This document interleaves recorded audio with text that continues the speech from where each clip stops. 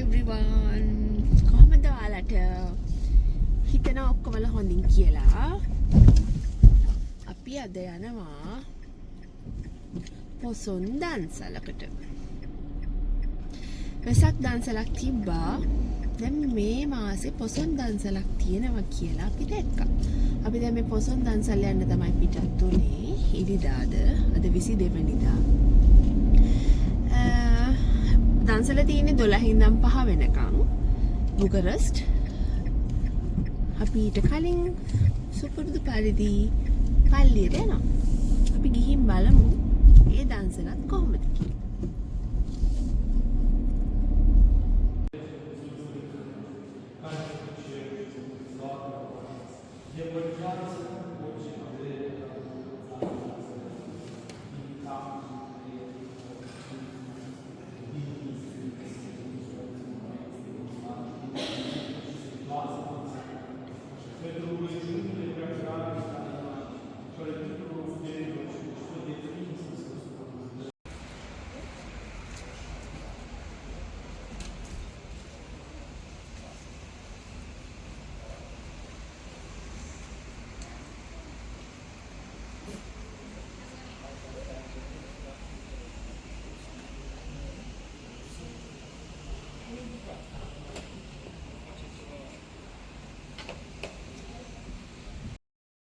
ඉතින් අපිත් නිවුස් වලට YouTube එකෙන් ගොඩාරියක් දැක්ක ලංකාවේ දන්සල් නම් ගොඩාක් තිබ්බා කියලා.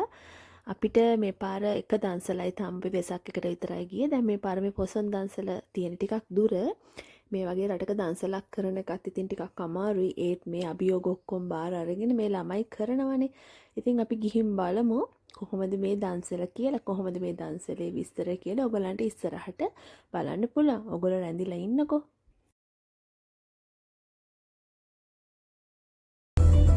අපි මේ දන්සලට යන පාරේ තව කිලෝමීටර් 13ක් විතර තියෙනවා. හැබැයි මේ හරි ගමක් වගේ.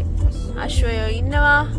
නෑ මේ ඉල්ෆෝයිම තමයි. ඉල්ෆෝ තමයි. ඒ වුණාට මේ ටිකක් මේ හරියට අපි දැක්කේ නැහැ. ලොකු කඩවල් ටිකක් එහෙම මේ තියෙනවා. මේ ගිහින් බලමු කොහොමද කියලා. ඒ කියන්නේ හයිවේ එකක් තිබ්බා. අපි හයිවේ එකෙන් නෙමෙයි ඇතුළට යන්නේ. එක්සිට් එලා ඇතුළට තමයි යන්නේ. මහා පාරෙන් ආවෝ මේ අපි මේ පැත්තට ඇවිල්ලා නැහැ කොහොමත් මං හිතන්නේ.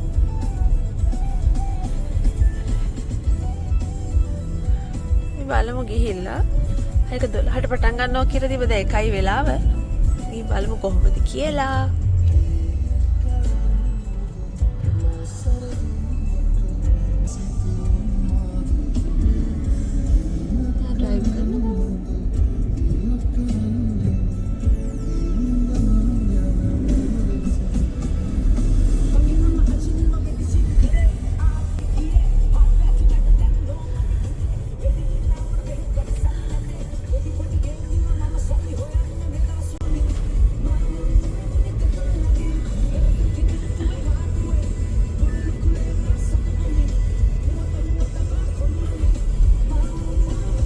බස් එකක් යනවා.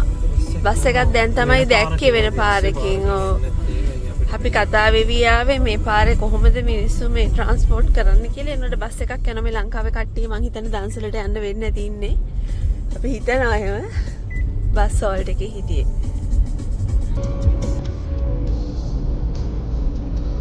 හරි ලස්සනයි. ඒකට ෆීල්ඩ්ස් තියෙන්නේ ඔක්කොම. වා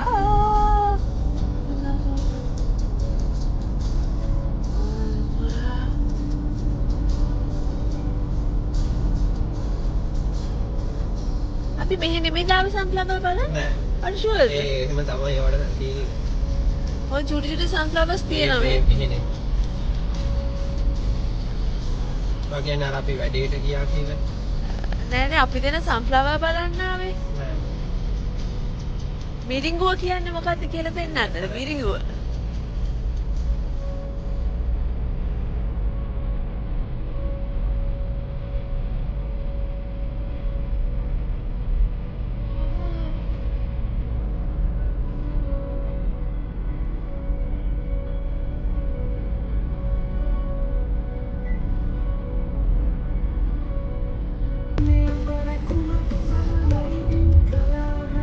ලස්සනයි ගස් ටිකනේ.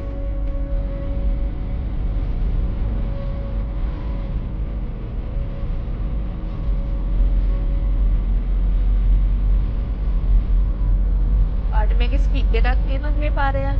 නෑ 90 90 පෙන්නනවා. 60යි Google 60යි සිස්ටම් එක.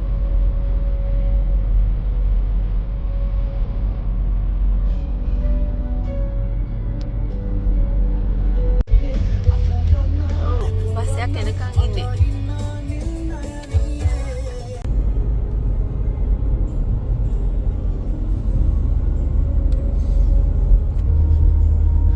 ගමකට ආවා.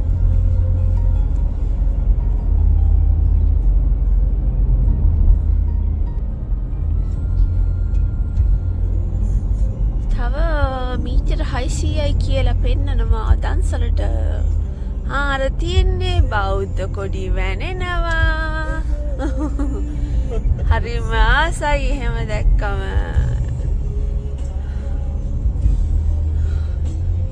කොච්චර ලස්සනයිද බලන්න. අපේ රටේ සංකේතවත් කරලා තියෙනවා. ඒ බලන්න. අපි ටිකක් දුර ආවා. ඒ වුණාට මේව දැක්කම හරි සතුටුයි. කිලෝමීටර් 40 ගණක් ආවා. අද තියෙන ඔක්කොම වැඩ ටික නවත්තලා අපි ආව දන්සලට. හරිම ලස්සන තැනක්. වාහන නම් ගොඩක් තියෙනවා මේ වෙනකොට.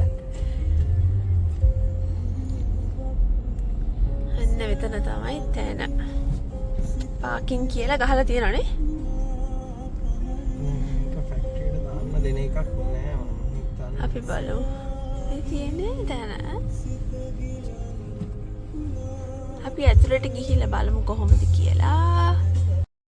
මගේ ගෙදර තිබ්බ වෙසක් කූරු දෙක රුමේෂ් වාහනේට දාගෙන ආවා. ඒගොල්ලෝ ඒ දෙක හරිම ආසාවෙන් අරගෙන ගිහිල්ලා දන්සලේ එල්ලුවා.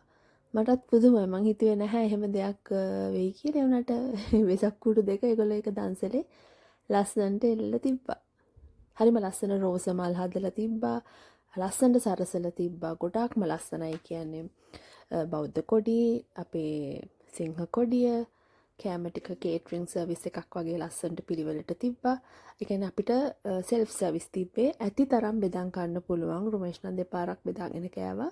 ඇති තරම් බෙදාගෙන කන්න පුළුවන් විදියට ඒගොල්ලෝ පිරිසිදුව පිළිවෙලට ලස්සනට හදලා තිබ්බා කෑම ටිකත්.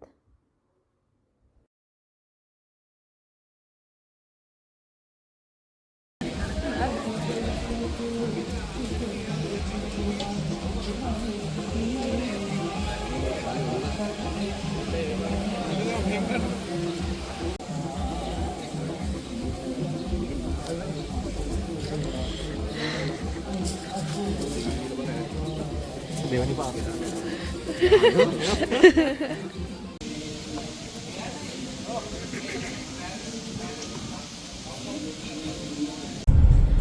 දන්සලින් කාලා අපි නැවතත් යනවා. කාලි ඉවරුණා දෙකට කලින් නේ ආපු ගමන්ම කෑවා. අපි ටිකක් වෙලා ඊට පස්සේ හිටිය කට්ටියත් එක්ක කතා කර මේ තැන දීපු පළවෙනි පාරලු ඒ උනට අර වෙසක් එකට දීපු කට්ටියයි මේගොල්ලෝයි එකම ඕගනයිසර්ස්ලා තමයි කියලා තමයි කිව්වේ.